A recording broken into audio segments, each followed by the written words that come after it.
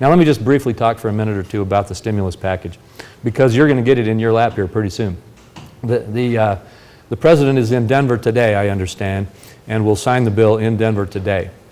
As you know, I and Senator Risch, in fact, our entire Idaho delegation, House and Senate, voted against the stimulus package for several reasons. First of all, it's based on the premise that you can spend yourself into prosperity, which is simply a false premise. And I won't go into all the economic analysis because, frankly, Idahoans get it. But the fact is, if we could stimulate our economy into success whenever it started to have a downturn, we would just have a stimulus bill every year, and then we would never have any recession in the economy. But that's not how economics works, and that's not the way for long-term proper policy management we should proceed. In the short term, there are things that can be stimulated. We can stimulate the economy, and this bill will stimulate the economy far less than it's claimed, but to some extent. But in the long term, I don't think there's really any disagreement among all the economic analysts. And by long term, I mean within 4 to 5 years and thereafter on out into the future. This bill will not stimulate the economy, but it will actually reduce our gross domestic product and be a drain on the economy. Why? Because it will be $787 billion of direct impact when you add the interest costs on it for the next 4 or 5 years. It's actually about a $1.1 trillion cost to the economy. And what that means is that's borrowed money. That money, as you know, is not just printed, it's borrowed. We issue federal bonds and other federal debt instruments, and people, or should I say countries, buy them. And actually people and countries and other institutions and companies buy these bonds. The largest purchasers of our federal debt instruments at this point are China and Japan, which should raise other concerns. But the bottom line is we are issuing debt instruments at phenomenal rates. And the debt instruments take dollars out of our private capital market so that they cannot be invested in the private market in capital. And what will happen, all the economists are in agreement on this, is that we will have a restricted supply of dollars for capital in the private sector, which is going to reduce the strength of our economy long term. We'll get a short-term pump from parts of this bill, but we will have a long-term restriction in our economy. And really, it's like pouring gas on the fire. Secondly, the second reason that I disagree with the bill is, frankly, it's marketed as a stimulus package. But it's not a very stimulative stimulus package in the sense that it's really much more of a social spending package.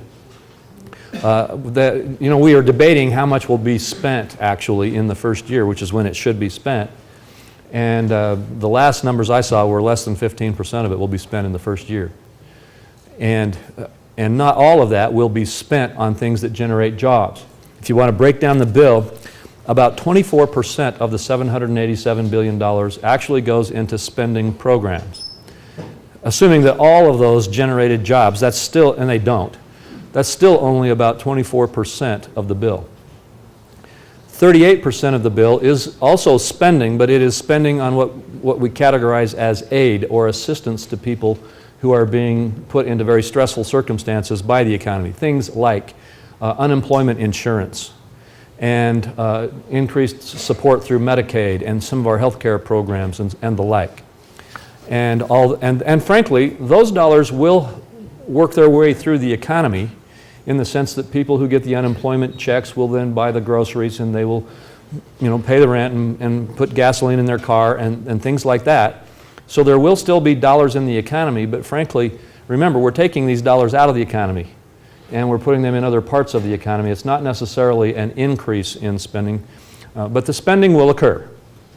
And so there will be some impact there, but these are not generally job generational spending activities. They are activities that could stop the loss of some jobs, and I don't disagree with that. So that's why I say there is a stimulative impact in the bill.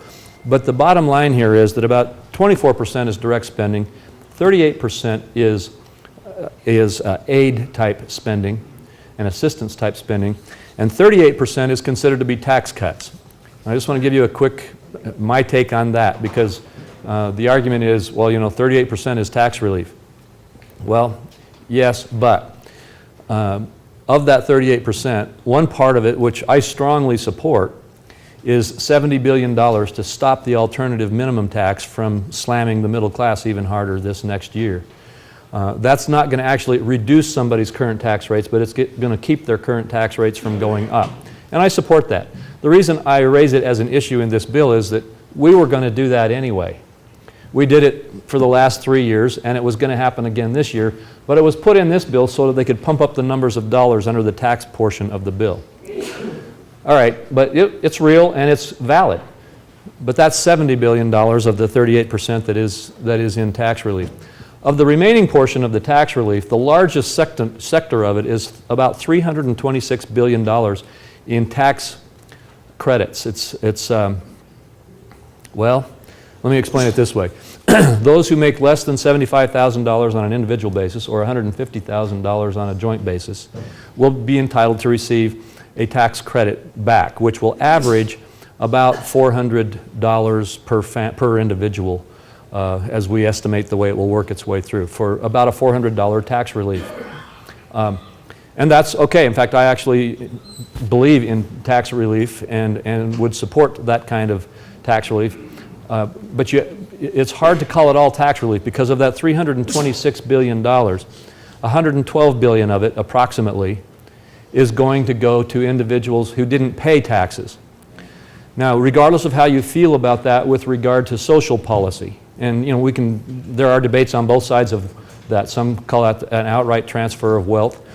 Some say that it's a tremendously needed thing to help people who are in stress at this time in the economy, and it's another way to provide unemployment insurance or some type of aid.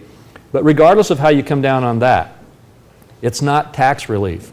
That $112 billion is not reducing someone's tax bill.